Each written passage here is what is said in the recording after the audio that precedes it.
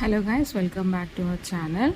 ఈరోజు నేను ఫంక్షన్లో వడ్డించే సాంబార్ ఏ విధంగా తయారు చేయాలో చూపిస్తాను. మనం ముందుగా ఒక 1 కప్పు కందిపప్పును తీసుకొని శుభ్రంగా కడుక్కొని వాటర్ వేసుకోవాలి. తర్వాత చిటికెడు పసుపు వేసుకొని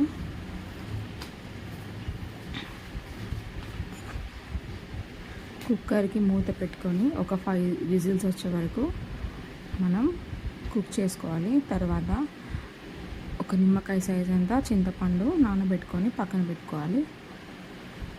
తర్వాత 5 విజిల్స్ వచ్చాక పప్పు మనం తీసి ఇలా మెదుపుకోవాలండి. పప్పు మనకు ఎంత మెత్తగా ఉడికితే అంత బాగుంటుంది. తర్వాత దీనికి కావాల్సిన సాంబార్కి కావాల్సిన కూరగాయలు పచ్చిమిర్చి, ఆనియన్, టమాటో, క్యారెట్ అండ్ సోరకాయలు. మీరు ఉంటే మునక్కాయలు కూడా వేసుకోవచ్చు. ఓకే, తర్వాత ఒక ప్యాన్ తీసుకొని ఆయిల్ వేసుకొని ఆయిల్ హీట్ అవ్వగానే ఆవాలు, జీలకర్ర, మెంతులు, తర్వాత ఒక 10 నుంచి 15 ఎల్లిపాయ రెబ్బలు ఇందులో వేసుకోవాలి. వీటిని కొంచెం వేగనివ్వాలండి.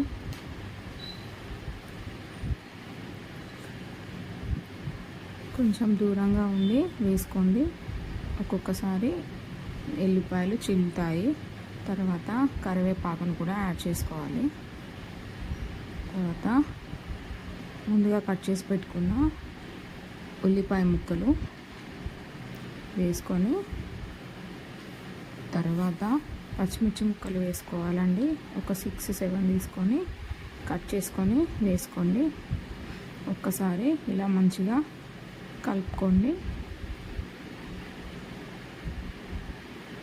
మనం సేమ్ ఫంక్షన్లో తినే సాంబార్ టేస్టే వస్తుంది, దాంట్లో ఏం డౌట్ ఉండదు. ఇలా ఆనియన్స్ కొంచెం ఫ్రై అవ్వనివ్వండి. కొంచెం ఆయిల్లో ఒక 2 మినిట్స్ ఫ్రై చేసుకోవాలి. ఇలా కొంచెం బ్రౌన్ షేడ్ రాగానే కొంచెం పసుపు కలర్ కోసం, అలాగే అల్లం ఎల్లిగడ్డ పేస్ట్ వేసుకొని ఒక 1 మినిట్ వేగనివ్వండి.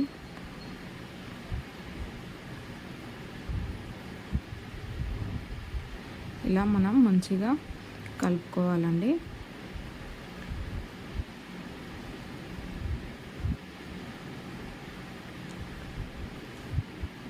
ఇలా కలుపుకున్న తర్వాత మనం ముందుగా కట్ చేసి పెట్టుకున్న సోరకాయ ముక్కల్ని కూడా మనం ఇందులో వేసుకోవాలి. వీటిని మనం కొంచెం పెద్ద సైజు ముక్కల్లాగానే కట్ చేసుకోవాలి. అలా అయితేనే చూడటానికి బాగుంటుందండి. మరి చిన్నగా కట్ చేసుకుంటే అది సాంబార్లో ఉడికిన తర్వాత మొత్తం స్మాష్ అయిపోతాయి. వీలైనంత పెద్దగానే కట్ చేసుకోండి. చూడటానికి కూడా మనకి సాంబార్ అనేది బాగుంటుంది. తర్వాత కట్ చేసి పెట్టుకున్న క్యారెట్ ముక్కల్ని కూడా అందులో వేసేసేయాలి. ఇంకా మీరు యాడ్ చేసుకోవాలనుకుంటే బంగాళదుంపలు, మునక్కాయలు కూడా యాడ్ చేసుకోవచ్చు. తర్వాత ఒక స్మాల్ సైజు టమాటా ముక్కని అందులో యాడ్ చేసుకోండి. ఒక్కసారి మొత్తం కలిసే విధంగా ఒక్కసారి మంచిగా కలుపుకోండి.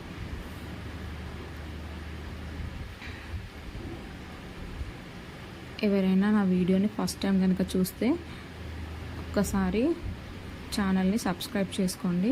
నా నోటిఫికేషన్స్ అనేటివి మీకు వస్తాయి. మీరు ఎంకరేజ్ చేసిన దాన్ని బట్టి నేను ఇంకా వీడియోస్ చేయడానికి ట్రై చేస్తాను.